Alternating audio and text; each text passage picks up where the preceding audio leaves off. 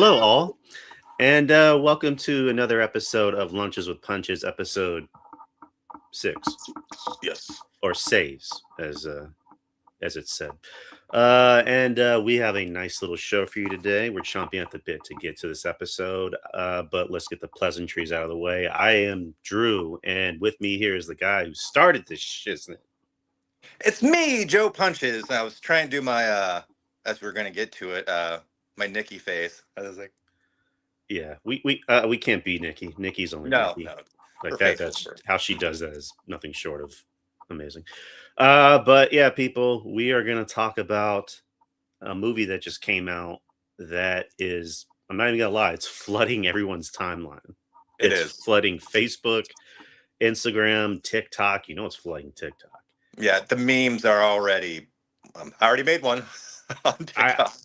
I did one too, Spurs related, I saw that. where it's a picture of Nikki doing the face, and then I just went on Gemini and just said, "Hey, put a Spurs jersey and a matching cap on her," and it Yes. and it worked. I'm like, she's nuts for Wemby. Love it. But yeah, I guess we should just kind of get things started. Well, let me maybe be polite. Joe, how are you? I cannot complain. It's been a pretty good weekend. Saw a great movie. Weather's been decent. Survived some pretty bad thunderstorms, but yeah, like I said, can't complain. I'm kind of there with you. I still have this lingering cough that it just doesn't want to go away. It's a Uh, linger. it's holding on for dear life, but I think it's already in the last stages of its life. You would Um, say that this cold is obsessed with you, would you say? Probably, maybe. But it's fortunately, I just hope it doesn't end the same way the obsession ended. Oof. Yeah, it's going away. But yeah, people, let's get into it. So last week, a big movie came out that we have all been chomping at the bit to watch ever since we heard about it. Well, ever since I'm speaking more for me. Well, I heard about it through word of mouth from festivals. I think from like um, South by Southwest, Fantastic Fest, stuff like that. The movie is called Obsession. It made the festival rounds last year, Yep. and then Blumhouse bought it. Don't let the Blumhouse title fool you. I'm just gonna put it out there. This is not a Blumhouse movie. Nope. Blumhouse acquired it. Yes. There's a difference. Focus, I think Focus Films Yep. is Focus really features. the yeah, features, not films, right? Yep. Okay, Focus Features is actually technically the studio, but Blumhouse purchased it because at the end of the day, Blumhouse, for better or for worse, they make a lot of money. Yep. But they purchased Obsession. The second the teaser happened, I was already hooked. And then the first trailer came out, I was already hooked. And then the third trailer came out, I'm like, you might as well just give it to me right now Yep. because I'm already obsessed. And we're probably going to be using a lot of obsessed puns in this, in this podcast because that's how you can clearly see how me and Joe felt about it. But Yep. we're there's no way we can go into this, do a deep dive into this film without giving away some shit. So Spoilers, people. Spoilers. Fast forward or come along for the ride. yes, sir. Yes, sir. Yes. To all women, men, children. I don't know why children watching the show, but I would just say if you've seen the movie already, stick around, please. If you haven't already, go away. Come back whenever this thing is gone, or if you don't care, if you just want to look at me and Joe's pretty faces all day, Awkward. then you've been forewarned. So, Obsession. We're probably not going to go scene by scene. We're not going to start from beginning, middle, end.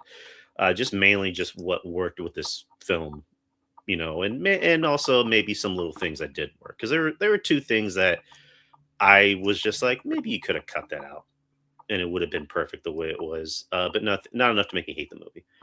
Maybe enough to just say maybe not an A plus. I gave it a solid A, but um, yeah. So Obsession, the story with that is it's about a guy whose name is Bear. He's a record store employee. Didn't even know we still had record stores around, but he works at a record store, and there's this girl that he's liked forever. I don't know if they've known each other since they were kids, but Been her a name. while. I'm sorry. It's been a while. I Yeah, think they established it's been a minute. her name is Nikki. Pretty girl, but he's in he's in what's known as the friend zone. And he really wants her to like him as much as he likes her, but he can't seem to get the words out. He doesn't know how to. Even his friend Ian tries to help him, but we kind of figure some shit about Ian, which we'll get into later. But he wants her to like her. I mean, even Ian's like, why don't you just ask her out for a drink? I mean, we're all going out later, blah blah. Try to make your move there. Um, so they do. Um, the movie begins with a little bit of a tragedy. I guess for me, it's more of a tragedy because Bear's cat dies. Which anyone that knows me, Yeah. I'm a cat daddy. I mean, if I'm talking about caveats, that's kind of my only caveat for obvious reasons. But also, the one thing that didn't really make sense to me that they never explained was how was the cat able to get into that pill bottle? Right. It was 'Cause- like, yeah, is that cat just opening drawers left and right? I mean, it's just like, I mean, I understand why it was included for kind of like the wraparound. Um, but yeah, you're wondering, it's like, how did that cat do that? yeah, even if that were to fall on the ground, that wouldn't open. If there was like a jar, like a glass jar, then yeah. But those top locks are childproof. So if somebody like left it half open, that's kind of my only guess. But even Bear was like, how did the cat get through this? So and those pills play a role later in the film. But for obvious reasons, I was just like, I could have done without the cat thing, and then other stuff with the cat that we'll be getting into. Um, but yeah, they all go out, and this is kind of one of those interesting topics that's been brought up. Like I said, this movie's been flooded on social media, and the one big topic is that who's the real villain of the movie? Because on paper, it's Nikki. And yes, we already know what happens to Nikki, but we'll get into it. But on paper it's Nikki, but it's like I don't know if Nikki seems more like the victim. Like I don't No, know. What do you like what's your opinion? Like how do you what do you who do you think is really the villain if you had to pick? honestly, I mean, given every opportunity he could have to try to change things a lot sooner than later, but his own ambitions and desires didn't let him do it, I Right. would have to say Bear, because them.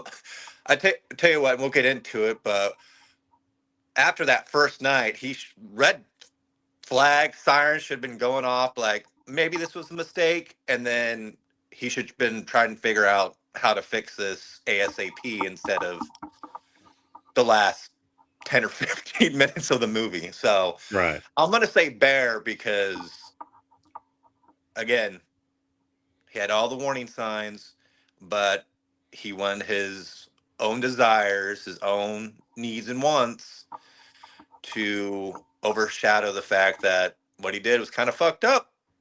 And yeah, go ahead.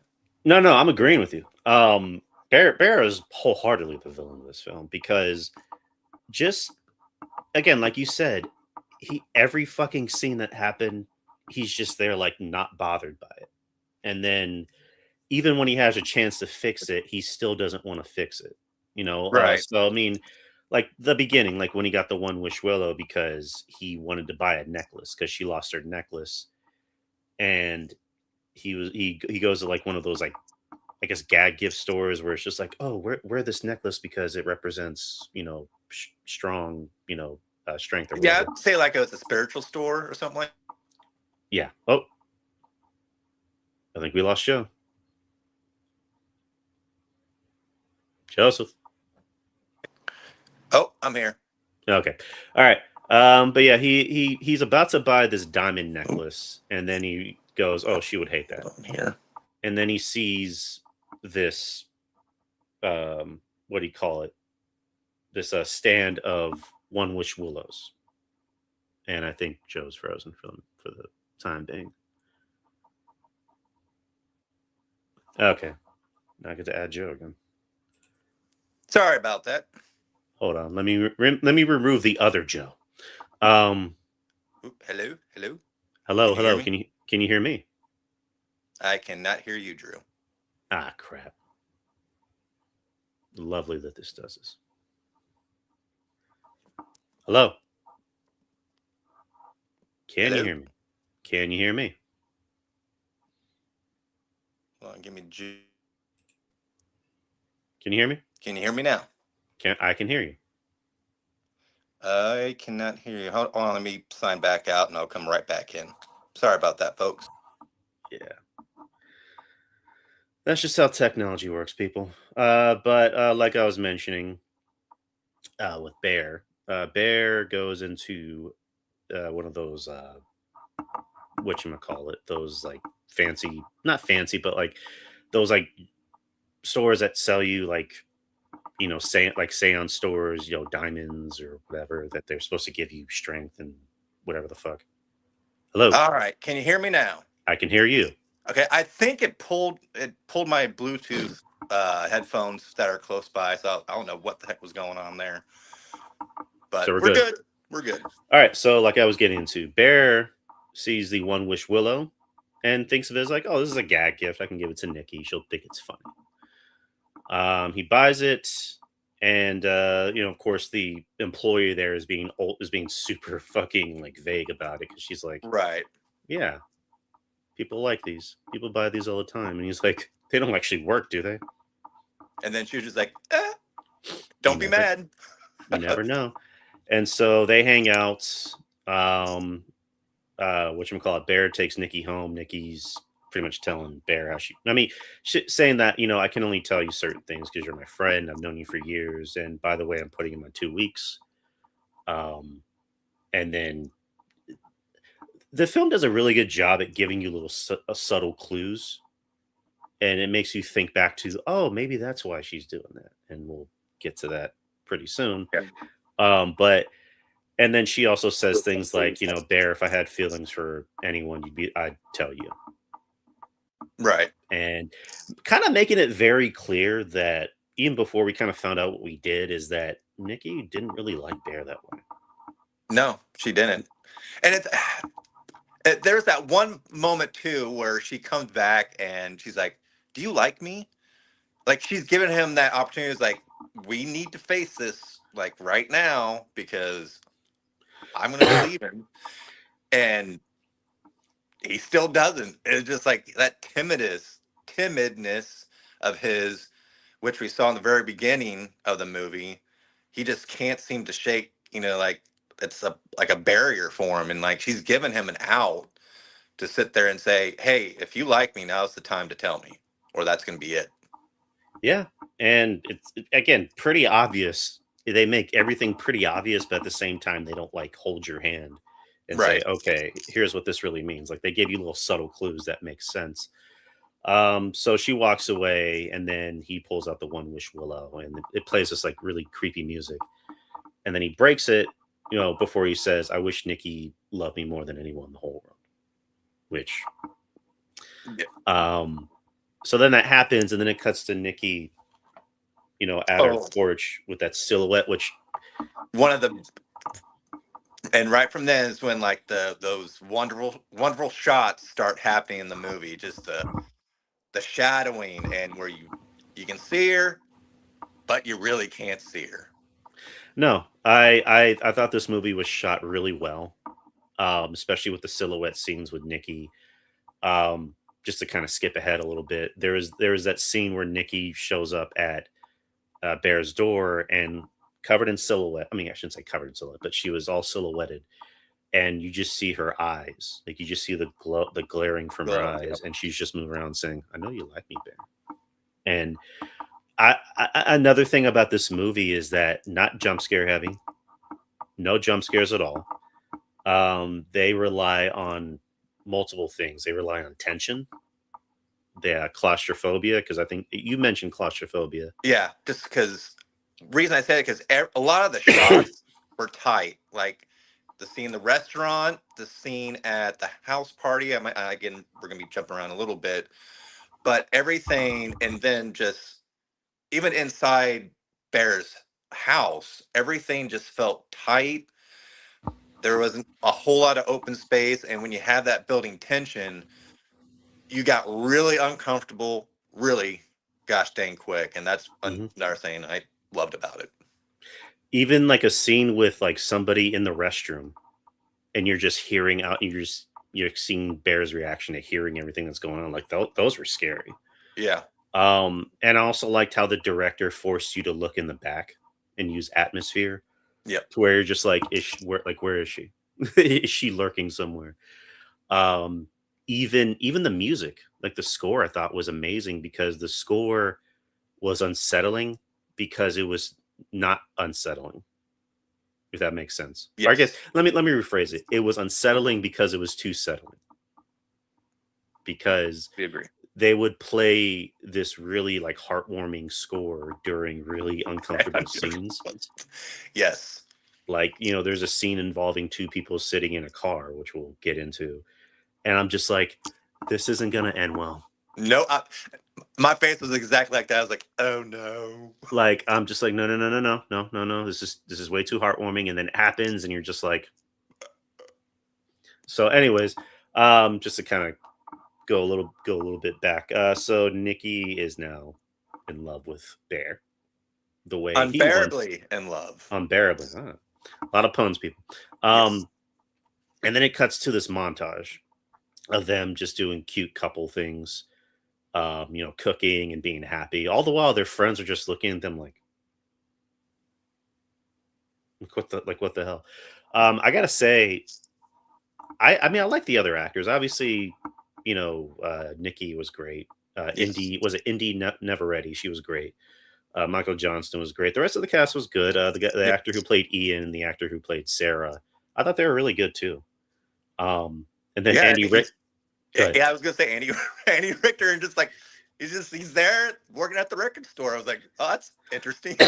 Yeah, there was literally just five actors in speaking roles, Yep. and there was a lot of extras. They only filmed in I think like four locations, Yep. and that's why the movie's budget is said to be Yep. 750K to $1 million, and right now it's already making. I shouldn't say bank, but like for a movie that was done on that kind of budget, like It's essentially an indie film with no CGI, no AI, no other eye. It just relied on acting and atmosphere and tension yep. and uncomfortableness and claustrophobia. And it's just like, practical, practical, practical. That's Very what we practical. want out of horror movies. Not even just horror movies, just movies. Like, give us Yeah, I some good mean shit. this movie's definitely has made its money, and with the word of mouth that it's getting, it's just gonna make more as the weeks progress. I mean, it's one of those movies where word of mouth is really, I think, what I mean. And the marketing to this movie was fantastic with the whole texting and just the way they've shown the trailers left and right, with a really good premise. So yeah, I think it's gonna do well, and hopefully, when it comes to award season, we can get another Aunt Gladys. Oh yeah, I mean, I think the Oscars are kind of smartening up to genre films because lately, I mean, Sinners was getting a boatload of nominations this past Oscar season. Then, like you just mentioned, Amy Madigan won Best Supporting Actress for a horror movie. Um, so it's just like I'm just gonna say it right now. I think Indy Neverready's had the best performance I've seen all year, and unless somebody else comes in, I'm not even talking from an actress perspective. I'm talking about in general, best In general, yeah. performance. Um, I unless I see someone else do something to impress me, she's had the best performance all year. I heard someone give an interesting comparison to how she was able to like use a lot of her facials and like contort her body, and that's Jim Carrey. Someone said Jim Carrey. I'm like, That's that, that's That's interesting. interesting. Yeah. Well, I saw an interview that her inspiration for this film Yeah, was Pearl. Pearl. Or was it X? It I think was she's. I think Pearl. I think you got it right. Pearl. Pearl. She also mentioned. I don't know about inspiration, but she said Jennifer's Body, Oh, okay. which both movies are very similar because both girls, their lives were ruined by men. Their Oh, yeah. lives and their souls were corrupted by men. And Jennifer's Body is a movie that when it came out, I saw it in theaters and I liked it. And it's funny because I got it.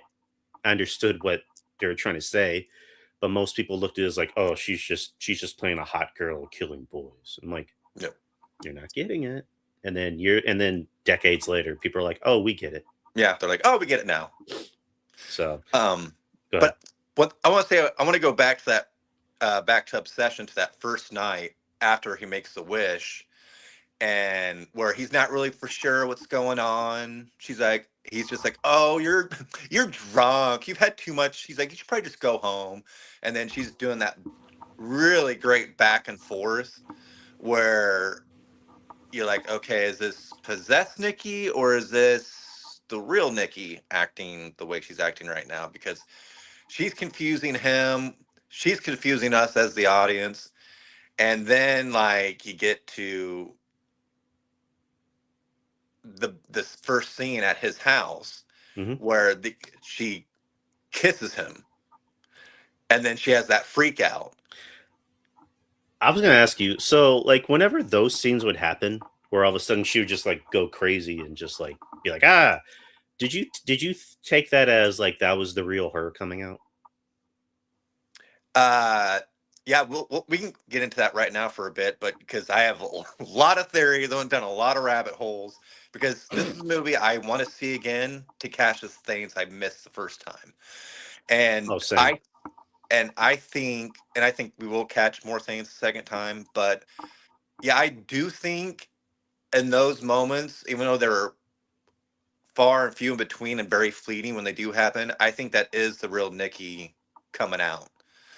Because if you, and we'll get to it, her reaction at the end is very similar to those small moments of her having a freak out, um, where she's going through like, what the hell is going on here? And then like she snaps back into possessed mode, and where she's like, oh, I love you. Oh, can I come back to bed, or can I just watch you sleep? Oh my god, that scene.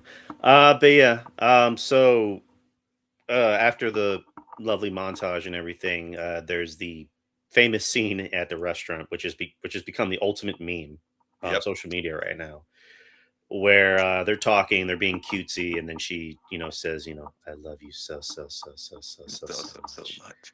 And again, just facials, just her facials are just like, she does that. To which she confirmed, like, that's all her. Those aren't filters. There's a famous scene later in the movie that, I'll just say that for when we get to that scene.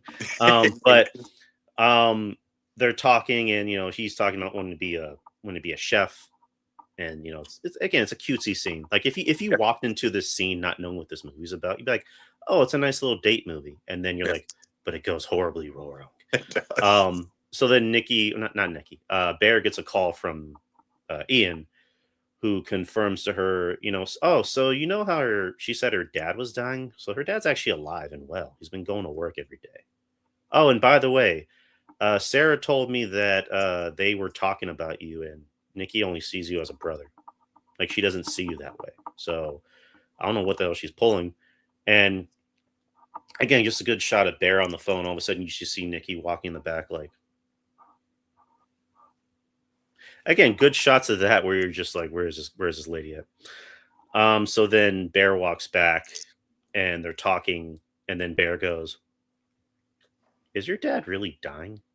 And then that's when Nikki does that. Again, internet meme of I can't even do it. I'm gonna try where she's like, No, no. no, no, no, no, no, don't do that. No, no. I Well, mean, just the you beginning of when she's like, no, no. no. And then, she says, don't do that. We're having a good time. And then sits her down. And then it cuts to this really, and I said it was uncomfortable. And my wife told me for a reason why I was uncomfortable. But like, they just have this sex scene where you just see Nikki's face and she's just like in this catatonic state. Again, that was a rape scene. Like that's rape. And yeah, it's Nikki under the guise of whatever this demonic entity is.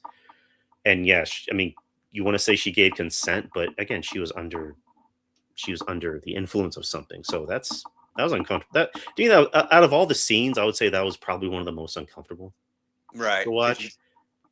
you can just see the disconnect, like in her face, as she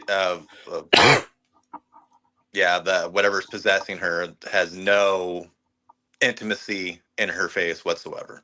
No, no. And again, just every example that of you can take from Bear of like Bear is really the bad guy. He's the guy Yep. at fault here because so we cut to the next scene, which is they're asleep, but then Bear wakes up and you'll see Nikki, and then the camera pans over to the middle of the room.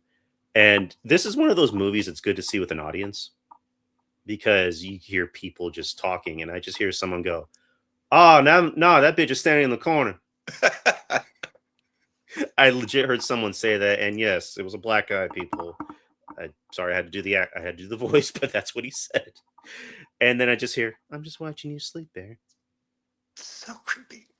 And then it cuts to her just making those wailing, crying sounds like, "Oh, why don't you love me the way I love you?" And the same thing, you barely see her face, but you see the expression, and it's just tormented face. It's so, mm. And he's just like, "Just come back to bed." And she goes, "Just go back to sleep, Bear. Go back to sleep." And then he just gradually tries to go back to sleep, and then you just hear, "Why don't you love me?" And you don't see her, and then she comes back with a freaking hold on, a flower pot right in her Right. face, and then she just goes, "It's her Sandy." And then they go back to sleep, and just he tries to like get out of bed, and she goes, "Stay." I know, and people were cracked the hell up That during was that so part. fucking Because he was just funny. like, That was my cat this morning. My cat wanted to be on me. I'm trying to move. I just hear, "Yeah." like, stay put. Where are Like, you dude, going? I gotta get up. Yeah. So, but the humor in this, another thing that works, because it's not distractingly funny, to where it's like haha, we're gonna tell a yuck yuck joke. It's funny because it's uncomfortable. Yep. Yep. That's Like the exactly what I was scene, gonna say. It's like, should I be laughing at this right now? it's like if anyone in real, when we're in real life when that shit was happening, I think anyone would have that reaction of like, I Like, don't, I yes. feel uncomfortable. Um, so right after that, you get to the next day, and Bear has to go to work, and Nikki's Oh, just great scene because and and then when it he just turns, cuts to Bear looking at something and looking horrified. I'm like, wait, what's going on? And I saw it in the trailer, but it didn't register with me. And then it just cuts to all this like duct tape somewhere. I'm like, wait, is that the front door? I know. I was like, oh fuck. I was like, is he gonna be able to get out? And then Nikki's like, I'll just wait here. And then she just stands there, and And you just see her start pissing on the floor. And you're like, oh my God. And before that, she's nice enough to give him lunch for yeah. work. And is And, this the point where she gave him a haircut as well? oh yeah, she's like, I gave you a haircut while you were asleep. And he's like, don't do that anymore, Yeah. please. Again, just going by how again, I'm gonna use the word entitlement when it comes to Bear, because it's this entitlement of like, yeah, she's fucking crazy, but she's only crazy for me. Yeah. I got what I wanted, even though it's really nuts. And at this point, what else can I do about it? But she's crazy about this guy. Yeah. I got the girl that I want. I'm content. Just gotta tell her ease up on the crazy. Yeah. So then he goes to work. And again, it's a really good scene with him and Sarah, where, Sarah's whole thing is she wants to get into this college that she wants to get into. Yep. And she likes Bear. She Yeah. likes Bear the way that Bear wants Nikki to like him. And it's just like, dude, you have this. And to be honest, and again, I think the actress who plays Nikki, she's very pretty. I think Sarah's a little bit more pretty. She's a little bit more attractive, in my opinion. And it's just like she's cool. You Yeah. like her. she likes you. Like, why can't you see that? And again, it's one of those things where you're just like, they're getting too cozy with each other at work. I'm like, is this girl gonna show up? Exactly. I was like, is Nikki gonna show up at his work? It's like I'm like, is she hiding in the piano or something? Um, and then he eats his food, and it's just like not even registering. And it's funny because I made a small joke, where I'm thinking in my head like, what if it's the cat? And she leaves a note on his food saying, "For my food critic." And then Sarah takes a note going, "What does this mean, cat?" And he's like, and then that's when everybody in the theater goes, "Oh, oh." I'm like, "Oh no, no!" Well, I eat my popcorn. Like, oh my god. Cat, you say? And it's And then, like, right, like going back to the whole cat thing. It's just like that was for obvious reasons. That was unnecessary. Um, because the cat died, and then he just throws the cat away. well, she takes it. Remember that first night, she like takes it back out of the trash and has pretty much a mural for it. And that should have been the first red flag. Like, uh-oh, this wish isn't what it's cracked up to be. But nope. And then the cat's used again. Ah, man, that was. Oof. So then, Bear comes home and he decides to finally call the customer service line, which the guy on the line is actually the director, Curry Yep. Barker, and he's just like, "What's up?" And he's, instead of just like saying, "I want to cancel my wish," like even the guy asked, "Do you want to cancel your wish?" And he goes, "Well, no, I want to alter it." He's like, "I'm sorry, we don't really do that here." And he's just like, "Well, the wish stays intact until pretty much one of you is dead." And he's just, it's a really creepy scene. Like it's a really unsettling scene because you don't know where it's going to go. And then there's that one sign of just like, who's really in control, because the guy says, "Do you want to speak to Nikki?" And then you just hear this like loud wailing, screaming. Like, is that Nikki on the other line? Like, where's her soul at? Like, is it like Get Out where it's in the sunken place? And was that person he was talking to on the phone, could that be one Wish Willow he was talking to? Just a Maybe. thought. Just a thought. Again, just like there's good world building with this movie. Like, I don't want to see a sequel. Like, I don't need to see these characters ever again. Like, I know the director said he'd rather do a TV series. Yeah. And to me, the TV series would be something similar to probably like Creep Show or Tales from the Crypt, which is been watching on Shutter right now. But that it'd be one of those consequences shows where you have like each episode is somebody makes a wish and it goes fucking horribly wrong. So I wouldn't mind seeing that. Oh If yeah, that's because like we haven't really had a lot of horror anthology shows in a while. Like that would right. be a great horror anthology. Yeah. And because Um, that's my thing. I was just like, well, what is this? Because we'll get more into the deep dive once we get through this. But I'm curious about like what this one Wish Willow is. The people at the charm shop seem to know what more about what it is than they're willing to tell Bear. So I was like, man, there's so much backstory here that I don't know that now I want to know. But anywho, yeah, oh, exactly. Like this is again good world building. It's one of those things of just like give us little breadcrumbs, but don't explain every single little detail. Like yep, give us a backstory or whatever. But I'd love that. But Bear gets inside, and Nikki's still there, covered in vomit, piss, and shit. yeah. And she goes to take a shower, and he's like, "What's the whole thing with the cat? Like, don't do that again." And she just goes, "Okay, baby." And it's just a very tense, scary scene of just him standing outside the restroom, and you're just hearing what's going inside. Before that, he was with his friend Ian, and Ian's like, "Let's just have a guys' night. Let's have a guys' night. Let's hang out, blah blah blah." And but don't bring Nikki. But then Nikki finds out that Sarah was gonna go too, so Ian just didn't want Nikki around. So Right. it's this interesting scene where like Bear's trying to say like, it's just a guy's thing, and then you just hear the water shut off, and you're like, oh shit, Yeah. and you're just hearing all this noise and her going crazy. To which eventually they do go to the party, and they Ooh. they play this. They play Jenga, but I guess a different version of Jenga where it's like a truth or dare. Yeah, it's basically like yeah, I think I've seen them in Spencer's before, but it's like yeah, a drinking game where Right, you pull it and it's like, oh, you have to do this or drink, blah blah blah. Yeah. right.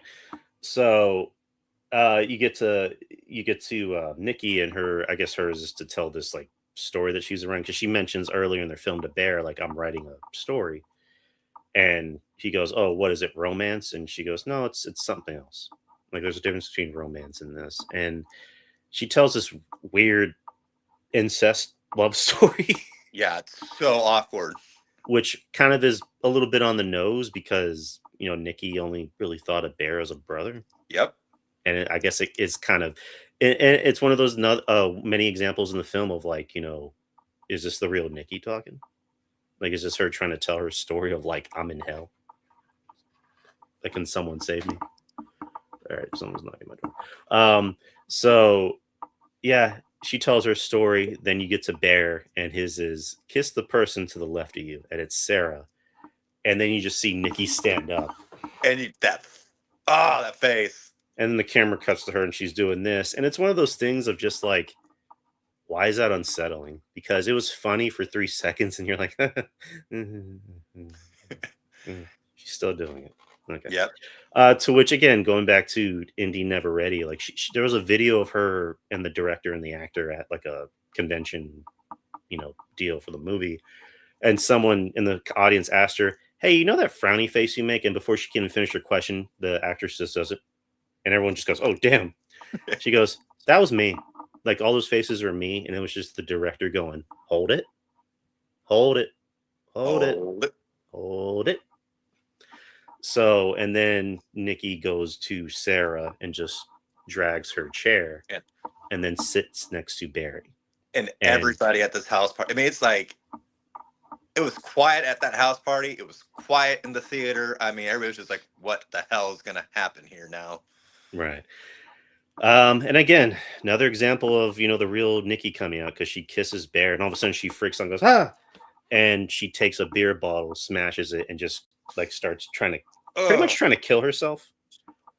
And then there's that, shot where she's going, "Ha ha ha." And, Bear tries to take her to the hospital. I don't know why they didn't admit her, because I guess he's arguing with like a nurse outside, and she's just like, "No, get her out of here. Like, get this bitch out of here." Yeah. And so they get home, and just more uncomfortableness. Like, they're talking, and Bear's trying to get through to her, and then out of nowhere, Nikki just starts walking backwards, Oh, that's. Ooh. while I'm gonna guess there is some editing here, because they edited her voice to sound like it was being fast, rewinded. Mm-hmm. But she's just walking backwards, and again, same silhouette. I'm like, how did she do that? Like, I want to know how she did that. That was just so unsettling and uncomfortable, but awesome at the same time. Yeah. Yeah. Definitely. We know we're at this point in the film where possessed Nikki's at her breaking point, and it's gonna get real bad real fast, and it's already gotten real bad real fast. Um, Again, it's just showing, you know, yeah, he made the wish to make her fall in love with him over and over, but it's his obsession with having her that's keeping him from trying to fix things. Yeah, again, there's just that entitlement of, like, no matter how crazy she's getting, the only thing that matters to him is that she loves him. Yep. She loves him the way he wants her to, but he doesn't love her back. And there's a lot of guys like that. Unfortunately, I've known a lot of female friends who have been in relationships like that, where they fall hard for the guy more than the guy falls hard for them. And then no matter how much of a jerk he is to them, whether it's, physical or emotional abuse, is just, it's like, I still love him. I know he loves me. It's like, come on, girl. Like, when I think about this film more, it's really sad. Like, I get kind of sad thinking about it, because I'm like, this girl's a victim. This Yeah, girl it, truly is a it victim. it is a tragedy. I mean, it's a tragedy story about um, obsession and possession.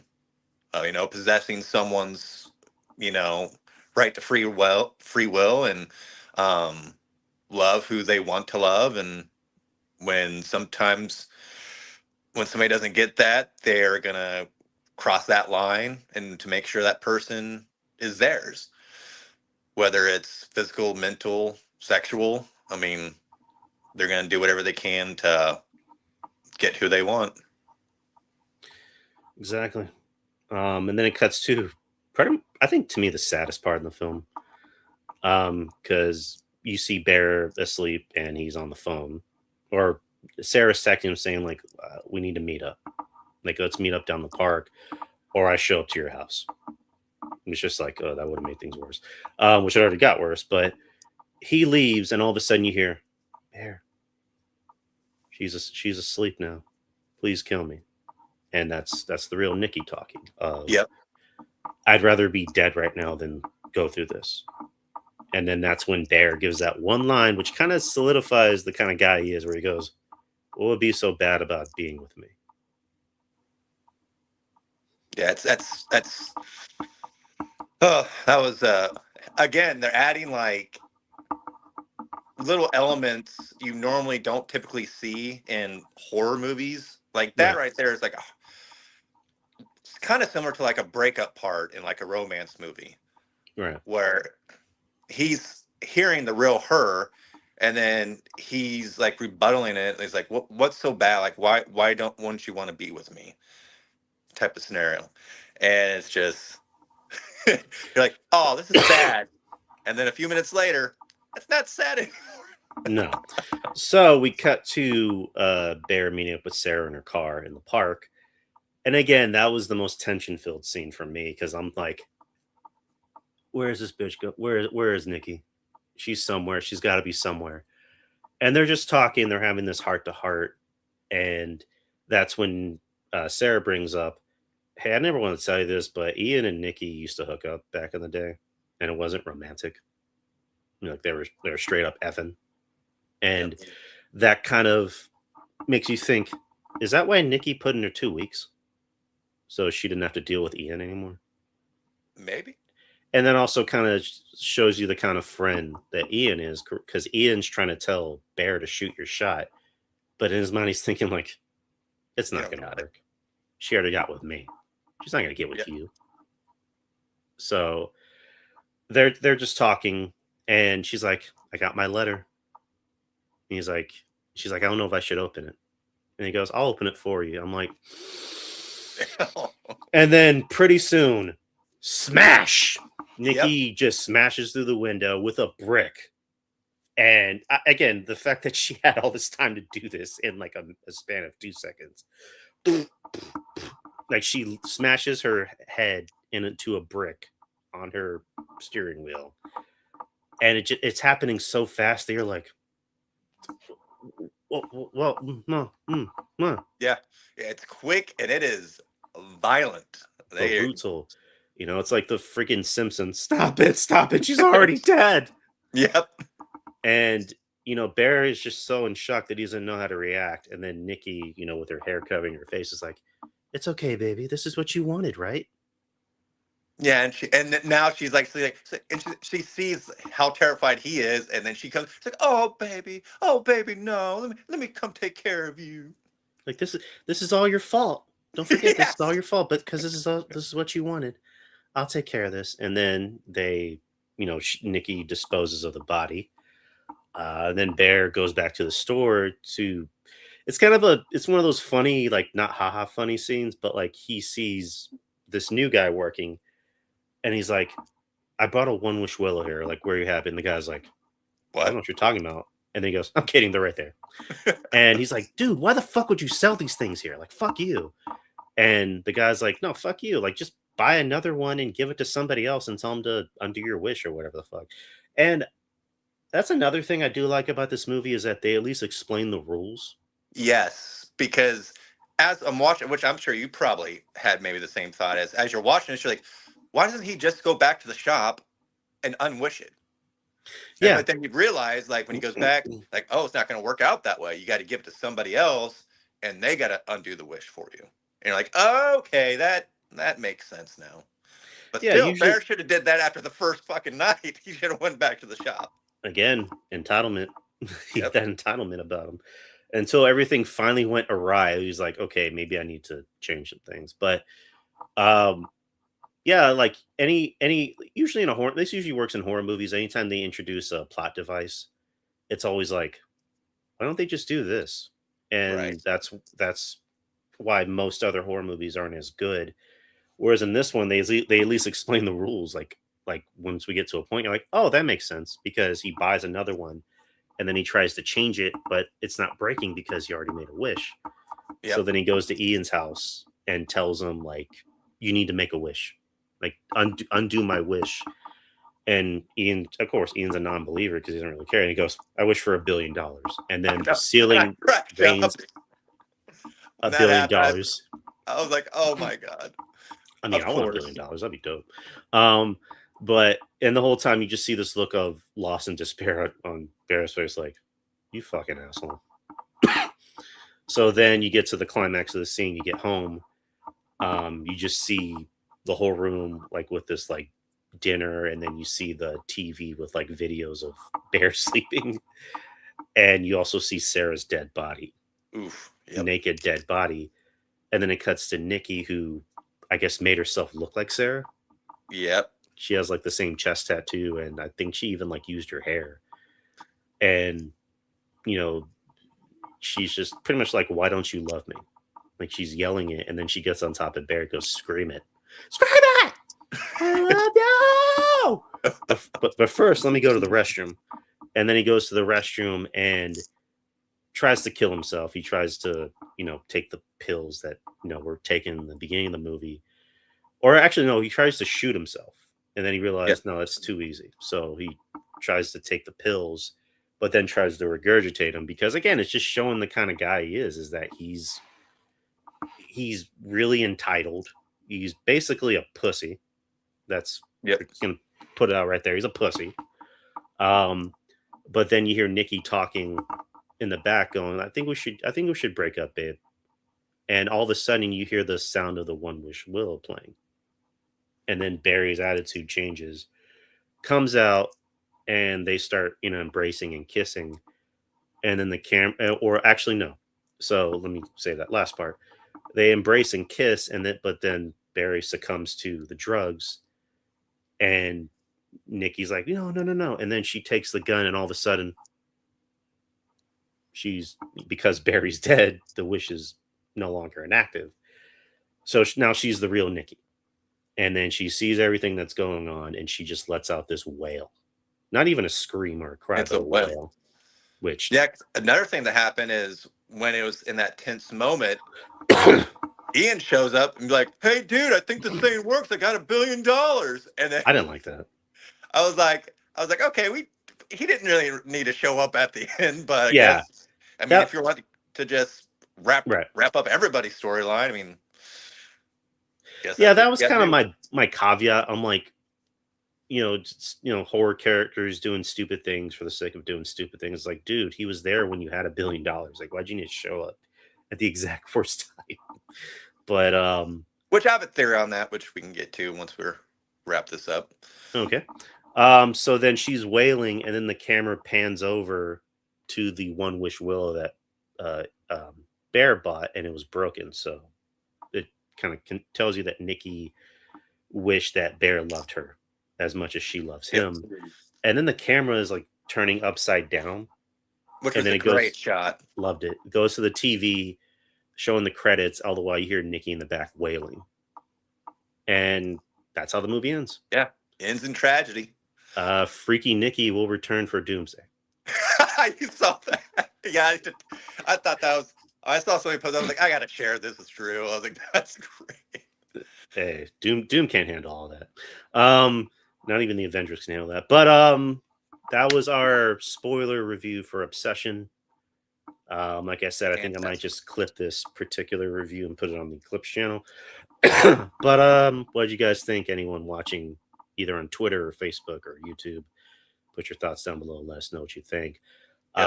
I'm just gonna get the ratings out of the way. I gave this an A, not an A plus. I gave it an A, with the two caveats that I mentioned. Um, I just I loved it. I loved it. It's in my top 3 films of the year. I think it's gonna stay there unless something else tops it. Um, I think if I watch it again, it might even be my number one. Yep. Yeah. It's I too I give it an A. I probably give it usually do between 1 and 10. I give this a 9 just because I enjoyed it so much. Um, I think, I mean, the way we still got half a year to go, got some big movies coming out. So, but I think for original movies, original screenplay, um, I think this might be. I mean, I'm not saying it will, but I don't see it topping my number one for horror movies of the year. I think this one will probably be my number one. There's still a couple that's on my list that I'm gonna need to see, but I just thought the acting was great. I mean, they kept it very simple, 4 or 5 locations. Again, the way that was filmed, everything just tight screen, everything just felt intense. I mean, just and from the get go, especially in that beginning where he's with Ian and they're doing kind of like that mock dating on how he should be asking Nikki out, it got uncomfortable from the very beginning because Bear is a timid, uncomfortable guy to be around, Hmm. and and I love the fact that he didn't have a hero's ending because he wasn't a hero. No. Um, and it's it's one of those. I mean, you can call this a cautionary tale, which made me go down the rabbit hole of okay, what is this One Wish Willow? And I went down like okay, is One Wish Willow a djinn who grants wishes? Right. And so is that shop a front for One Wish Willow? And the fact that if you think about One Wish Willow is kind of the main protagonist, antagonist. I'm sorry. If it wasn't for the Willow, none of this would have happened. So, and I'm sitting there, I'm like going down, thinking because at the end when Ian showed up, I was like, oh, that makes sense because if it's a djinn, what happens when you make a wish? The wish usually gets fucked up and twisted and doesn't go your way. So, of course, what happens a lot of times when people win the lottery or win a shit ton of money, they die. So maybe it's just Ian got $1 billion and then he died. And they're saying there's probably no connection between the two movies. But if you think about how Nikki was possessed with the breaking of the stick, Right. what movie did we have that we loved last year that involved possessing people and breaking of a stick? Weapons. Weapons. So maybe there's a lot of lore there that, you know, through weapons and through um, obsession with that breaking of the stick, with like there's a culture out there where that's a way to possess people, or I don't know. Like I said, I went down a rabbit hole after I watched this movie just because I loved it so much. And I am how I am now with Kreger, and how Kreger was successful with Barbarian and weapons, and I'm just Mhm. like, give this guy whatever, I'm going to back him. Baker, I'm just like, okay. I liked Milk and Cereal. I mean, it wasn't like my favorite thing, but I was like, oh, this is cool. And he's another guy that is a content creator, did comedy bits. Right. Now he did Obsession, which I loved, and now he's gonna do. He gets his hands on Texas Chainsaw, which I'm just like, I'm intrigued to see how you can pull that off. Because like I look at what because I didn't see Milk and Syrup. I heard about it. I actually have it on my queue on YouTube. But I look at Obsession and I look at Texas Chainsaw Massacre. I'm like, hmm, that's interesting that you would have this guy because I know they're doing the series with JT Molnar, which that's my guy. Stranger yep, Darling's my shit. Long Walk was my shit, even though he wrote it. But I'm gonna watch that. But like the move, like Curry Barker doing a movie, I'm like, I wonder how he can pull that off. Because like there's this like big, there's this big influx of not just content creators, but like a lot of people with comedy backgrounds being successful in horror. You see Jordan Peele did it, which I liked Get Out. I didn't love Get Out. I liked Get Out. It was a very good movie. Everything else he did after that I wasn't nuts about. But like I do acknowledge that the guy's successful. Um, and then Zach Kreger, he has a comedy background with The Whitest Kids Who Know, and look at what he's done. Um, I call him Raka Raka. I know they have real names, but Raka Raka, they did Talk to Me, and which I loved, and then Bring Her Back, which I didn't love, but I liked. That was a very good movie. I just am not big on children being abused to Right. tell the story, but I got it. And then you see Curry Barker, who again, guy with another comedy background, who the actor who played Ian, that's actually his friend. They Yep. did a lot of short films together.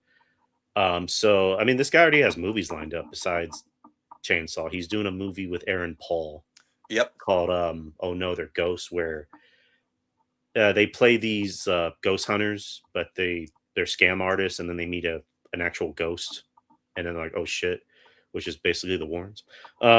And there's another film he's doing with a pretty studded cast. So, like, this guy already has like his future lined up, and I'm like, Yeah. the future of horror is in good hands. And then I haven't seen Backrooms yet. Backrooms is coming out I know. next week, and the director of that directed the short film. Yep. So, and I think that dude's like a kid. He's like 21. Like, Yeah, literally. he's like 21, 22, something like that. So, yeah, like I said, we still got 6 months of really not just horror, but just in really good movies coming out. So I'm excited for Backrooms. I'm going to try to catch that weekend when it comes out. So we'll see. And then Passengers comes out this week, which I'm going to see that. I'm going to see it. But yeah, as far as anything else, like unless Zach Kreger's Resident Evil blows my socks off, I don't see anything topping Obsession. I don't see it. I mean, in Zach Kreger, we trust. We do. I don't know why I'm making this hand movement. But in Zach Kreger, we trust. But it's like I think knowing Zach Kreger based on the interviews, I think he would see that movie and go, "Ooh." Right. Even Steven Spielberg, like he saw Weapons and he's like, I wanted to make a horror movie, and then I saw that and went, you know what? I don't need to make one. Right. It's horror's in good hands at this point. He's like, I'm good. I don't need to make one. He's making. And just other things about Obsession. I mean, you kind of brought it up where what if the one Wish Willow is like, because like you don't like exactly hear news reports about people buying this thing and fucking their lives up. So what if it's just like people that are just mentally unstable? Because Bear is obviously mentally unstable. Yeah. Like he doesn't need to say it. You can tell something's like deeply wrong with this guy. And the fact that he made that wish, it just it goes off of him. Like I don't think you can have stable people with that wish, because they would just wish for, more honorable things, where it's just like, I wish for world peace. I wish for cancer to be eliminated. I wish for I wish for all billionaires to be gone, So like, I don't know. Like I think everyone in this film besides Sarah, they just seem like very mentally unstable people. Yeah, like, and that's another thing this movie did that a lot of horror movies don't do, and that's make you that's a character development. Yep. Where you cared about the characters enough to where it's just like, yeah, I care about you, but this is inevitable. Like, we know how this is going to end, unfortunately, and it's not going to end good. Yeah, and then Andy Richter's the only one that came out alive. Which He's I think that's charge of the record store now. I think that's something you can maybe like take pleasure in, is that Andy Richter came out alive. Right. So but that's our Obsession review. If you guys enjoyed it, comment below, let us know what you think. Yes, please. And just follow the YouTube channel. And go see Obsession, please. Yes, please go see it. It's amazing. And you want to see this in the theater, especially a packed one, just so, because there's nothing better is than when you hear other people's reactions. It gets you more involved with the movie. So definitely go see this in theater. You won't regret it. I guarantee you. I think horror in general, it's better to see with a theater of people Yep. because then you can hear people react to it and just be like, "Oh no, don't do that! Don't go into that room!" Like, "Oh shit, she's behind you." So I saw Hokum with a few people, and I mean, I liked Hokum. I don't know. Did you like Hokum? I haven't not got a chance to watch it yet. It's on my docket whenever it comes to streaming. Yeah, Hokum's pretty good. Um, it's a little slow. It kind of. Well, I don't want to give too much away, but I liked Hokum. It was really good. Not great, but it was really good. And I saw that with a few people, and people were reacting. I'm like, this is this is what makes it enjoyable. But let's get into the Punisher. Yes. Yes. Punisher, last kill. One last kill. Which I One don't think last, it's his last kill, but one last kill, Red. Let me talk to you about something. So last Tuesday was the Punisher Last Kill. Came on Disney Plus. Um, thought it was going to be an hour. I heard it was going to be an hour. It ended up being 44 minutes. But yeah. nonetheless, the Punisher Last Kill, which is just basically Frank Castle, after the events of Daredevil, Born Again. If you guys didn't know, he escaped his cage that Kingpin put him in, and then he got out, and now he's living reclusively like he always does. In this bodega, not bodega, but like in this the shitty apartment building, and I think they said Little Italy, Yeah. and he's just having PTSD. He's having old army buddies, even Curtis from the Punisher show. They're all trying to talk to him, and he's just like, again, he has PTSD. He can't get over it, and that. Okay, I'll say this: I really like John Bernthal. I like John Bernthal as an actor. I think he's great. I think he's a good Punisher. My problem with him is they need to reel him in. Like it almost feels like we're still stuck on page 1 with him. Yeah. Because the Punisher in Daredevil season 2, like I think that was probably the best Punisher we've had from him so far. Every other Punisher has just, the story is always, I have PTSD. Right. And again, obviously not mocking PTSD. PTSD is a very real thing. PTSD, depression, I'm a big proponent for anyone that is going through that. And, not to give too much away, but I have it. But it's just like every interpretation of John Bernthal since season 2 of The Punisher is, I have PTSD. It's like, okay, we get that, but can we start punishing? Right. Like, can we deal with this as well as move your story along? Exactly. And that's just, again, small request for John Bernthal. But again, I thought the stuff with John, obviously, in this was good. It was great. The PTSD scenes, the scene where he's thinking about his family, and he wants to end it, but then his daughter, the ghost of his daughter, who's actually John Bernthal's real daughter, Yep. pops up and just says, she didn't say anything, but she just pops up, and then she goes away. But I guess that was kind of her way of saying, like, there's still work that needs to be done. Yep. So keep punishing.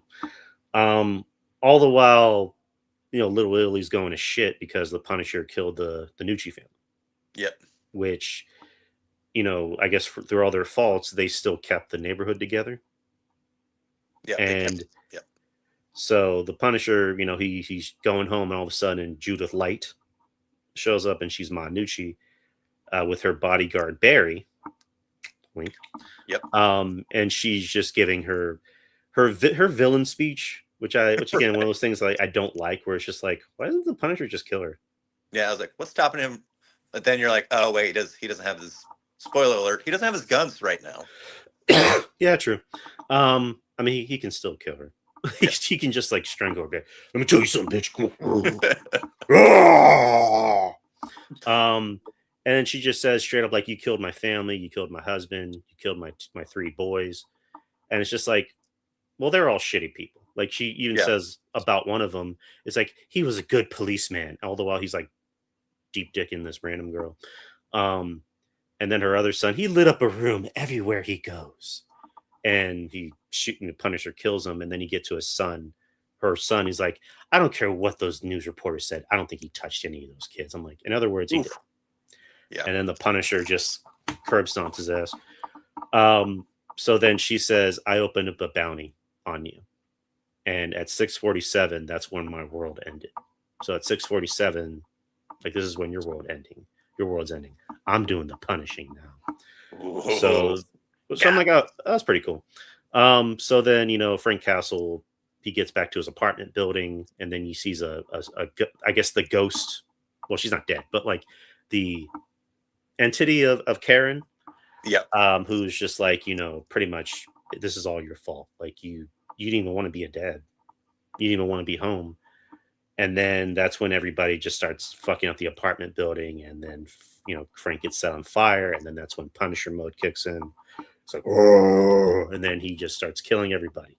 Basically, he goes John Wick on everybody. To which it ends up turning into the Raid, which I'm like, okay, yep, good. I'm cool with that. He just starts killing everybody left and right, and I thought the music was pretty cool because the show opened with dancing, and then all of a sudden it flips to Hatebreed. Yep. Which at that moment I thought of Kevin. Right. Because Hatebreed. So I was like, oh, Kevin. And again, it's just Punisher killing people left and right. There is that infamous shot. Pretty sure you know what I'm talking about. Yeah. Of he's falling onto this I guess AC unit or something. But when you close in, you just see as clear as day. It's a CGI face. Yeah. I was like, oh, guys, come on. Like, come on, Marvel, do better. Of all the people, you do this for the Punisher.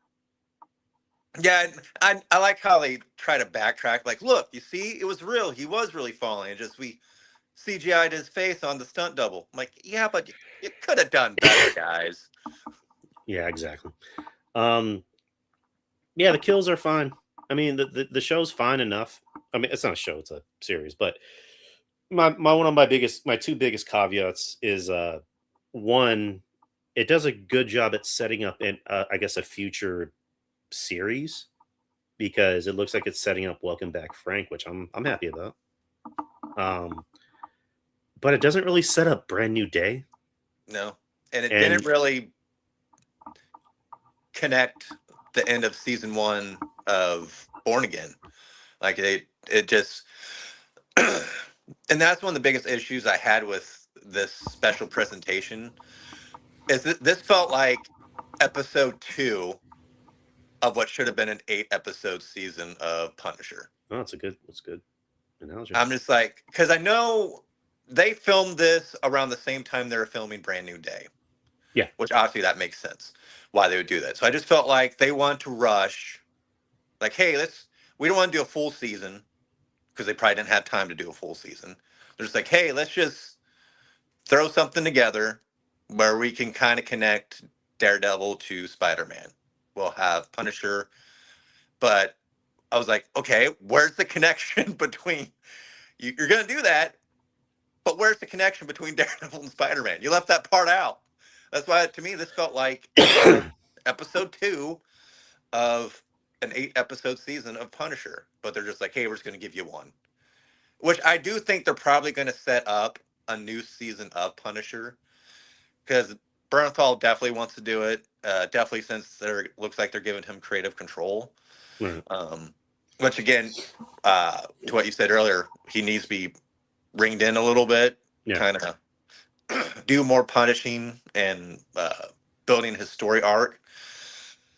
So we'll see. That was my biggest issue. I mean, I thought it was like Frank Castle going John Wick on people in an apartment complex. I did love the kills, especially the one in the bodega with using the pen. I thought that was brutal, and I loved it. And he did get a little bit of a story arc at the very end where he's like, I think there's more. There's more that needs to be done. And then you see him come out with the new Punisher outfit, which I did like. But that was pretty cool. That was my biggest complaint. I was just like, this did not feel like any type of connection to the new Spider-Man movie or to even Daredevil. I was like, yeah, Karen showed up as a part of his broken mind. But other than that, I was just like, it was just Frank killing people. Yeah. Again, and I did hear about that, that Bernthal is going to be given creative control, which it's one of those things I'm happy about, because I think Tom Holland has creative control over Spider-Man. Um, and John claims to love the character, which I believe him when he says that he loves the character. I also, I guess I kind of have to make peace with the fact that this is this new generation Punisher, Yeah. where every interpretation, for better or for worse, they at least felt like the character. They at least did the punishing. Like people don't like Thomas Jane's. I actually like Thomas Jane's. Yeah, I didn't think it was bad for the time. Yeah, I felt like a Punisher movie, even though he was blonde in Tampa, and John Travolta was the villain. But I still liked it. Ray Stevenson, for whatever you want to say about it, that was at least comic accurate. That felt like a Punisher comic. And then Dolph Lundgren. Yeah, my wife's gonna hear that and go, "What'd you say about Dolph Lundgren?" She actually has the VHS copy of that Punisher. Oh, nice. But I think John does a really good job. I again, it's just he's tapping more into the PTSD side of the character, which I get. I mean, with every interpretation of a character, you need to go in more deeper, darker places. And Punisher's a very dark character. It's just, can we get some more punishing? Yeah. You know what I mean? That's just what I want to see. And like the end of the series is him, not series, but special, is him showing up in the deal. Yeah. And then kills that guy that killed that dog, which I'm like, what was the point of killing the dog? Just for what's the Shock term? value. Shock value. Yes, exactly. I think that was it. It's like you're going, ah! But then at the end you're going, he got it. He got his just desserts. Right. I mean, I thought that was going to lead to something. I mean, it did lead to something, but I thought it was going to like kick off everything that happened. But no, he kills him, and you're just like, okay, good. And then the ending shot is just him, posing. So again, I know it sounds like we're shitting on this. We're really not. I mean, it's 44 minutes. Yeah. You can just get through it. It was fine. It was enjoyable. It's just there was several big pieces that should have been included in this special. Like, if you want a really good Punisher short film, look for Dirty Laundry. The Dirty Laundry one with Thomas Jane. So yeah, that was pretty good. But that's our Punisher kills review, or one last kill review. One last kill. One last kill. So let's get to the other side of the fence. Since we were just at Marvel, now we're going to go to Gotham. Yes, Gotham City, and we're going to talk about the Batman part. To which they already started doing filming. They confirmed that it's going to be set during winter. Which I love. I did love that. Just the footage of just the car, the Batmobile, or Bat muscle car, whatever you want to call it. Right. The Bat Impala. Driving in the snow. I thought that was pretty dope. So they already announced the cast. The film's going to be on October 2027. Like I said, they already started filming. Returning is Robert Pattinson as Batman / Bruce Wayne. Kind of looks like we're getting a different, or not different, but like, I like the Batman part 2. Didn't love it. I was close to loving it, but I didn't love it. I think a lot of that falls on Pattinson's interpretation of the character. And, the idea of like, we're going to get emo Batman, after a while, that kind of wore off. I'm like, yeah, you're kind of a little bitch.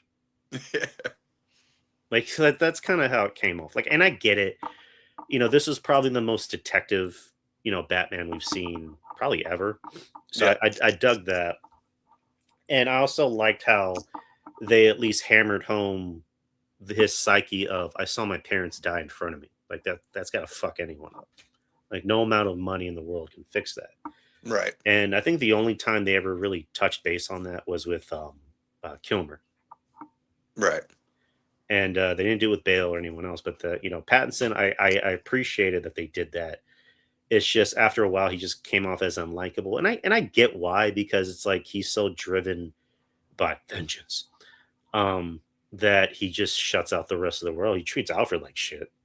Like, Alfred's trying to be a father figure to him, and the whole time he's just like fuck you, I don't need you.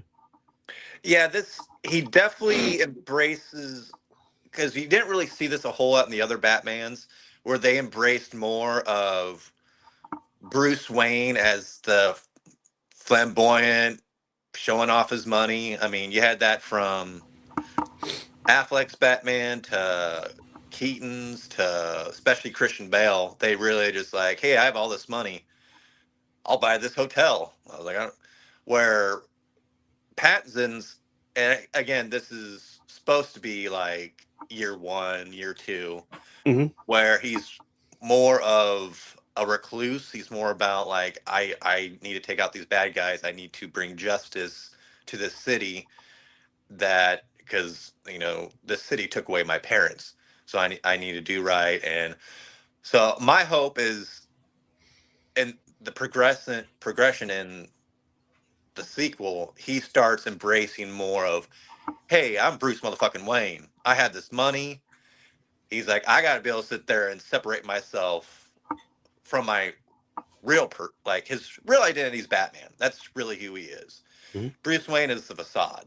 He's the one with the mask. So it'll be nice to see if he starts embracing more of that. Like he starts going more out in public, starts making his face more known. So hopefully we get that. No, I agree. I do think in this movie, based off of the cast and the possible characters that are in it, we're going to be seeing that side of Bruce Wayne that you know, that everyone wants to see, not just us, but the people in Gotham, because there's that one line where Jamie Lawson, she's in the movie. She returns as Mayor Bella Real. She tells Bruce, it's like, you have all this money, but you don't do anything. All right. You don't do anything for the city. Like your parents did things, but you don't do anything. So I kind of hope this is like an inspiration, like that we actually get to see Bruce Wayne in this film, which Yeah. I'm excited about. But another character that's going to be introduced will be Harvey Dent, played by Bucky Sebastian Stan, who I'm happy about. I love Sebastian Stan. I think he's a great actor. I think he's really. It's where he's become the biggest cheerleader for superhero films, and I respect that and I appreciate it. All the while building out his own career outside of Marvel. He did films like what do you call it? Not Better Man. Oh, yeah. I A actually Different watched Man. I think it's called Different Man or Yeah. something. He did a movie where he played Trump. He at least got award nominations for those films. Yep. Fresh, which I thought was really really good. Pam and Tommy, which I thought was really really good. He's supposed to be in a film coming out this year where he's going to get like Oscar recognition. It's called F.J. Ford Oh, nice. or F. Jord or something like that. I don't know. But I'm happy for Sebastian Stan, and I can't wait to see what he does with Harvey Dent. I really hope we don't get Two-Face in this movie. Let us just get Harvey Dent. Because we got that with Aaron Eckhart in The Dark Knight, and then he became Harvey Dent, and then boom, he's gone. Yeah. Which I still don't understand to this day. It's like when they fell off that whole platform thing, like it didn't even seem like that far of a fall, and he still broke his neck. Yeah. I to this day, I love Dark Knight. I still was not a fan of them killing off Harvey Dent.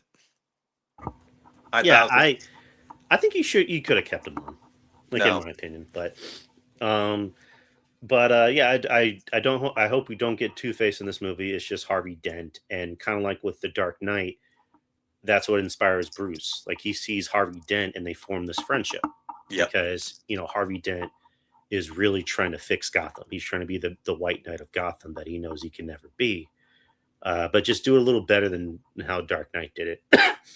Another thing I would love if they did is to go the Penguin route and we get a Two-Face show. Ooh. Just to kind of start off his like how he's starting off in the criminal, world of Gotham. Like that would be lovely. And I see Mr. Matthews. What's up, Matthews? Matthews, hello, sir. But yeah, we're just talking about the Batman too, Chris. So I'm happy about that. So far, this cast is pretty stacked, but I'm happy about that casting. Speaking of Marvel, Scarlett Johansson will be in the Batman 2. She's listed as Gilda Dent, which if that were to happen, and if anyone's ever read Long Halloween, then you can kind of tell where this is going to go. Or she could be playing another character, and that's Andrea Beaumont, who, if anyone saw, what was that? What was that movie? You know what I'm talking about, right? The Chris, help me out. Why am I blanking? I was like, I'm blanking too. Batman, not the ghost. Hush. No, not Hush. That's Tommy Elliott. Hold on. I sound like now I'm an awful Batman fan. Andrea Beaumont. Mask of the Phantasm. Oh, okay. There we go. And for that reason, my nerd card is revoked. Yeah, Scarlett Johansson in a Batman film. I mean, regardless of who she plays, like that would be dope. That's gonna be dope as fuck. I mean, she conquered Marvel. Now she gets to conquer the DC world. So I don't really have any other thoughts on that. Just I'm let's see what character she is. I mean, I know she's a great actress, so whoever she is, she will do justice. Got that right. Charles Dance. From Game of Thrones fame, Last Action Hero fame. He's listed as Christopher Dent. Again, so it's not confirmed who these characters are playing. I think Sebastian Stan's the only one that they're kind of confirming, but not really. Yeah. But Charles Dance, the only thing I know about this character is that they tried to sign a lot of A-list actors to this role. I think they talked to Brad Pitt at one point. And so they just went with Charles Dance. And it's not really to sound like he's like a bad choice. Like, obviously, he's a great actor. But I'm going to say evil British guy, Court of Owls. Yep. I think they're setting up Court of Owls. And I don't think it's going to be in this one. I think it's going to be in the third one. Yeah. Yeah, there's a lot of rumors on what this Batman's going to be about. I mean, of course, it's set during winter. So what does that make you think? Freeze. I mean, I don't think we're going to get freeze. I think it may be more towards the line of, they just did one around. The first one was around Halloween, so I don't know if they would do the long Halloween in this one. Could be wrong, but I was hoping for a Hush, but we'll see. I do like Hush. Sebastian Koch. I am not familiar with this man's work.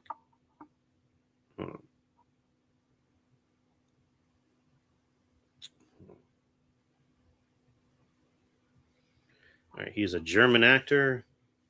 He was in films that I've never heard of. Well, all right. So again, I'm not familiar with this man's work, but I look at him and I'm like, oh, he's probably gonna play someone that they're not gonna reveal until maybe the trailer, right, or maybe the movie itself. So I have no opinions on that. Same. Here's one I'm happy about: Brian Tyree Henry. I am a fan of Mr. Henry. I love Atlanta. If you haven't seen Atlanta, please watch Atlanta.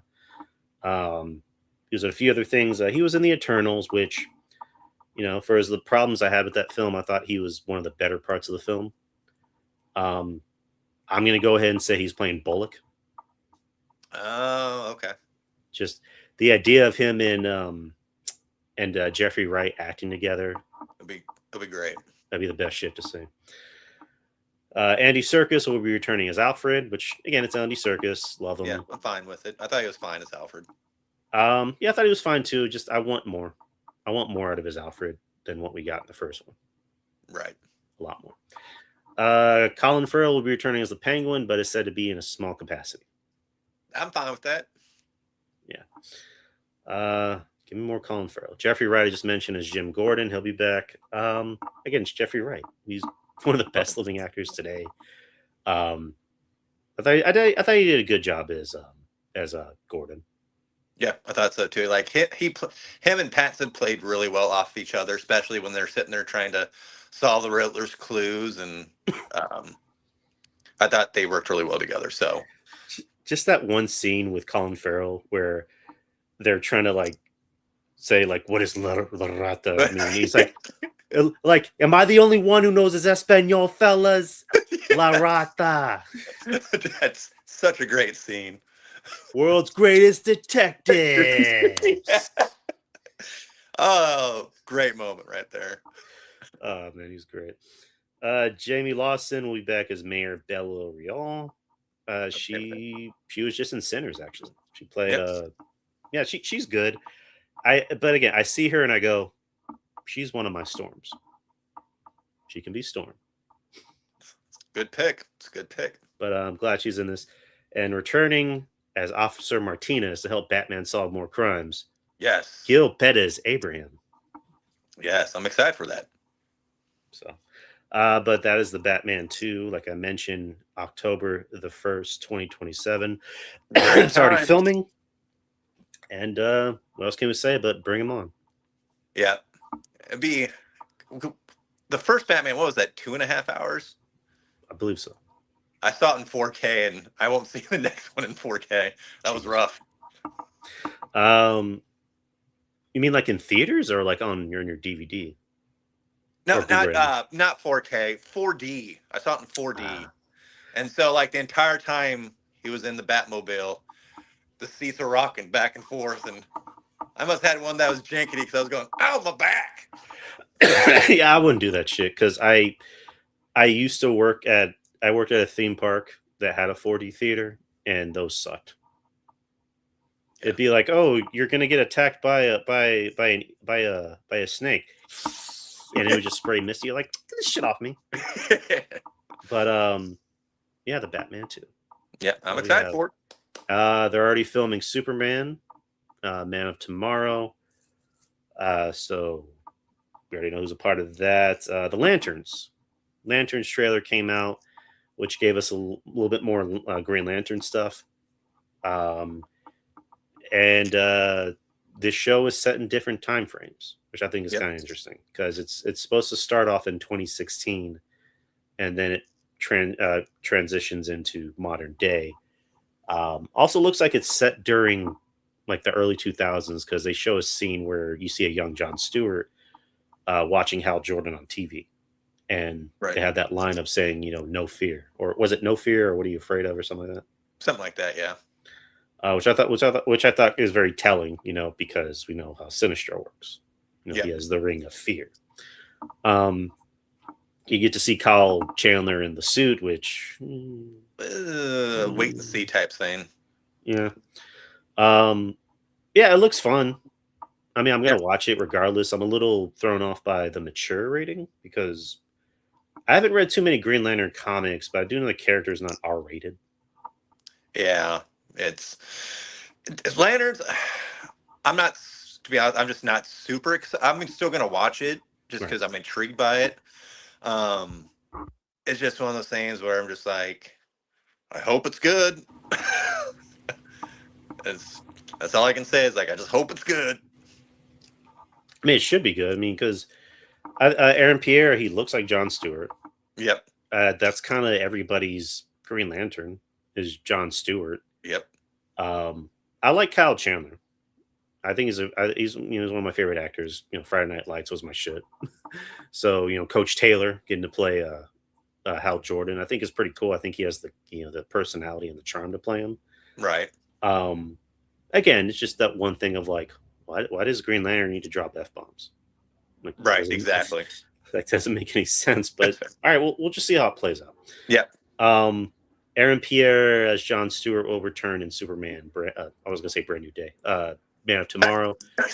Kyle Chandler is said to appear in it, but we're not sure. I guess depending on how the show ends. So right. But that's really all the news on the DC side.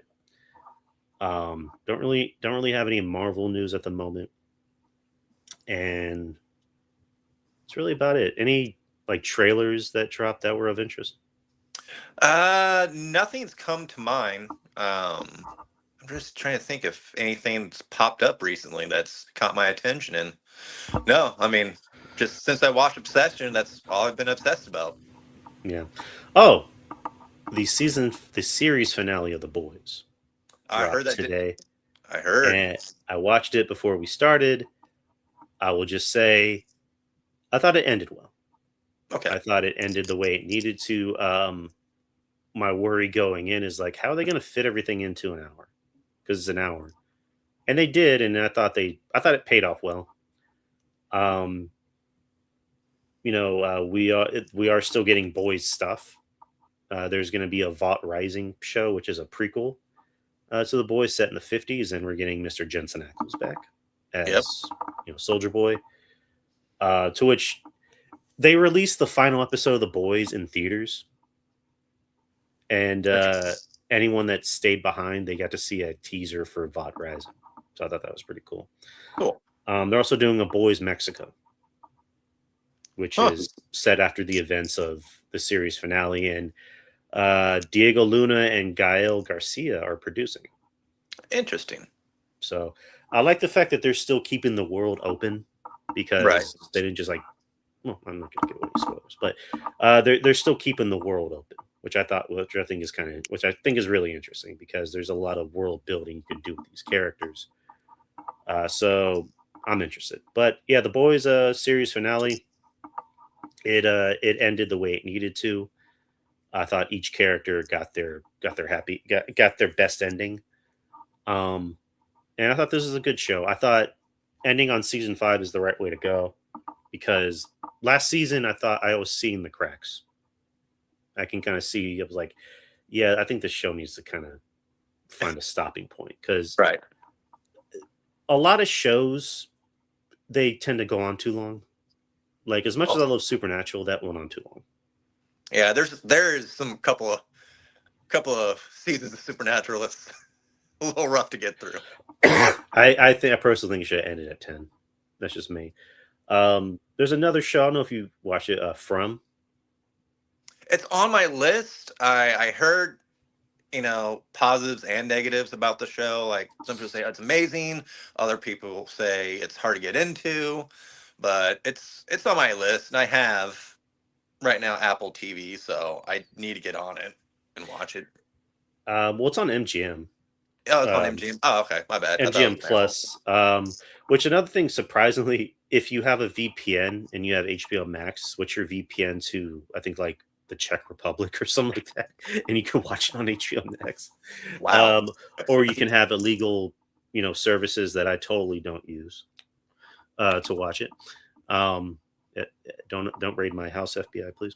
But yeah, it's one of those shows that again falls in that category of like this is going on too long because it starts out interesting and it's created by the same people who made Lost, which Gotcha. Okay. kind of tells you everything you need to know about it. And it just does the, how do we find the magic box thing like too long. And they already got greenlit for another season. And I'm like, okay, unless that's the last season, like where are we going with this? Right. Because even this season, I'm still watching it. I'm still intrigued by it, but I'm just like, can we like get to the point, like, Like now. But one thing I do love about FX shows is that they know when to stop. Yeah. Because the Bear is stopping this year. Like the season 5 is going to be the final season. Yeah. And I'm just like, okay, good, because where else can you go? Yeah. Atlanta stopped at season 3 or 4, I believe. Reservation Dogs, which I adored, that was only 3 seasons. What We Do in the Shadows, which is one of my favorite comics, probably past 10 years, that ended after 4 or 5 seasons. So yeah, they're really good about making sure, okay, we're not going to drag this out like The Walking Dead or like I said, Supernatural. I mean, they know like, hey, this is their sweet spot. Let's end it now. That and just taking too long, like what Stranger Things did. Yeah. Where they just took incredibly too long, and by the time the final season came up, the kids were already like 20 something. Yeah. And they're like, we're in high school. And it's like, no, you're not. Like, you got to go to you, man. Come on. It's like Lucas comes in, and it looked like they just shaved Lucas, and he's like, hey, bro, get off my friends. And like the bullies look like they were younger than the kids. Right. So I'm just like, geez. Yeah, the boys, anyone that watched it, I'm curious to hear what everyone's thoughts are. Yeah, I think that's kind of everything we needed to discuss, and there's just something in particular you want to bring up. One thing I did finish watching during the weekend. May not be everybody's cup of tea, but I really enjoyed the series. I got the '80s. I owned all three of them, but on Shudder they dropped Into the Darkness, 1990 to 1994, and which a couple weeks prior they dropped 95 to 99. So if you are horror geeks like we are and you want to go down memory lanes, one thing I love about watching these series, and that's why I go back and watch them the '80s periodically, is if you think there's something you haven't seen, watch this series, because each one is like 6 hours long, and they go from like movies that came out in 1990, 1991, and especially the 90s. The 90s is unlocking a lot more memories as a kid than the 1980s ones. Like when they like Subspecies, which is a really B vampire movie. I mean, I remember watching that when I was, a young kid, when I probably should not have been watching it. But Right. when they're talking about it, I was like, oh man, I haven't watched that movie in forever. So if you want to watch something that will give you ideas, especially if you like watching horror movies and you're like, man, I think I've seen everything, get Shudder. I mean, just to watch this docu-series alone is worth the amount that because Shudder's like $10 a month. Or if you have AMC Plus, which I'm sure Drew's going to bring up here shortly. Go ahead, talk them to about AMC Plus there, Drew. So this is not a paid advertisement. So AMC Plus is currently doing a deal until like the 25th of this month, where for $29.99, no taxes, for an entire year, 1 year, you get AMC Plus Premium. And that includes Shudder, correct? That includes Shudder. That includes Sundance. That includes all of AMC's catalog. That includes The Walking Dead, if you're into that kind of thing. There's something else. Do they have IFC on there anymore? Ooh, good question. Also, wrestling fans, you get to watch TNA Impact Weekly live every Thursday. So it has everything you need as a wrestling fan, a horror fan, a Walking Dead fan, a independently made movie fan. So yeah, AMC Plus, just $29.99, no taxes for 1 whole year. That's a heck of a deal. It's a heck of a deal. That's a steal, but that's a steal, brother. Oh yeah, but yeah, that's all I got. And then I did try to watch Whistle, and I couldn't get into it. I watched it. It was not good. I mean, it was like I like how you say it. It was not good. It was. I'll tell people it's definitely for preteens because it is like Scary Stories to Tell in the Dark meets Final Destination, and it's just not on a good level. I mean, because a lot of the death scenes were CGI'd. Mm-hmm. I mean, it just not the best acting whatsoever. There was one kill scene that I was actually like, okay, that was cool. But other than that, I was like, oh boy. But it was only like an hour and a half, so I mean. Yeah, is it Nick Frost was? I mean, Nick Frost is funny in anything. He was fine in this. I think he was the only character that was decent in this film. But Daphne Keane, again, she's great as Laura as X2, but she's not good. She wasn't good in this film. No. The creepy guy from Wednesday was just weird and just badly acted. Where he's like, "Hey, I'm a youth pastor, but I sell drugs, but I'm evil." I was like, okay, I see where this is going. And I'm at work watching this, and like I don't want to sound like I'm lazy, which I am, but at work, like it's not like I don't just like have movies on, just stare at my screen and don't work. Like I'll have it on the background, I'll just work, just to kind of keep myself, motivated. But like even that film, like this is bad, and this is making me not want to. This is just kind of throwing me off, and I need to find something else. And the jump scares weren't scary, and like I said, bad CGI. It just, yeah. But yeah, Whistle was. I like the concept. I like the concept of a death whistle, but poor execution. I mean, wasn't that a movie already that wasn't as good? That was still bad. Oh, what was It there was another death? not the whistle concept, but like the whole thing of like I have this magic thing that I can make a wish into. It was Jody. Was it Jody King? Oh, I know what you're talking about. Crap. It was one of those Blumhouse movies, Yeah, yeah. I'm blanking on it, but I know what you're talking about. But yeah, which I don't is think that was good either. which is like, yeah, it's like, hey, remember that one movie that still sucks? This is exactly like that, and this sucks. Like, no, I purposely meant to forget about it. Oh god, it's like that movie Imaginary. Oh God, that was that and I saw that in what's it, theaters. the Death Pool one. I saw Night that in Swim. theaters. I saw that in Night theaters Swim as well. was so bad. Oh, I was in a theater by myself, ooh, I'm and sorry. I'm just like, can we get to the point already? And I mean, even fucking Secret Agent couldn't save that movie for me. And then Imaginary was just bad. Yeah. Like that movie was so bad that I forgot I watched it. I'm like, did I just imagine that I watched that movie? Exactly. It was just poorly acted.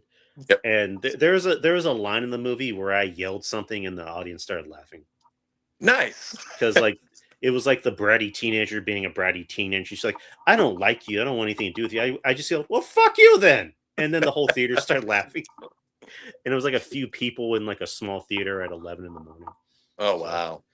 yeah, those are that was that period of time where Blumhouse was just putting out a lot of bad films, but they still were making money. Yeah. It's like that, the Conjuring, not that well, Conjuring came out last year. Insidious 4, Five Nights at Freddy's. Oh yeah. But let's not end on a bad note. So let's just cut it there. So Go watch Obsession, people. Go watch that. That's a great movie. go watch Obsession, go watch The Backrooms, go watch Passenger that comes out this week. Um, they're not paying me to do this. It'd be awesome if they did, but you know, we're just we're just we're just putting these out there because we want people to go to theaters. Yes. Go to the theaters, experience it, love it, and come thank us later. Come Yeah. back and hit that like button. We are huge on movie theaters staying open. Yes. Don't just go there to buy overly expensive popcorn buckets. No, Or go for the movie. you know, because like was it the Masters of the Universe one? They have like a sword where you can drink beer out of it. I'm like, if I see somebody with that, I'm gonna be mad. Right. Like you're an asshole. You know. But anyways, go to the theaters. Go to the theaters and support movies, and also support small, independently made movies. Yes. Like we do love our big budgeted, movies. We love our Marvel films. We love our DC films. We also love independently made films. We need more of these films made, and we need more people to watch them. So watch them. Yeah. Anyways, people, we are done. New episode of The Experience is out. We had to film yesterday because tonight is game 2 of the conference finals, between the Spurs and the Thunder. There's also Meta Drive Hoops, and also this episode, which if you're not a big fan of YouTube, that's fine. You can also find this on Spotify. Ooh, yes. So this episode will be on Spotify tomorrow morning. So, but you can watch the replay of this right after we're done talking. But just make sure to sub, leave a like and a comment. That helps with the algorithm. And that's it, people. We'll be seeing y'all pretty soon. And have a good day. Be safe. And yeah, that's it. Thank you, guys. We'll catch you on the flip side.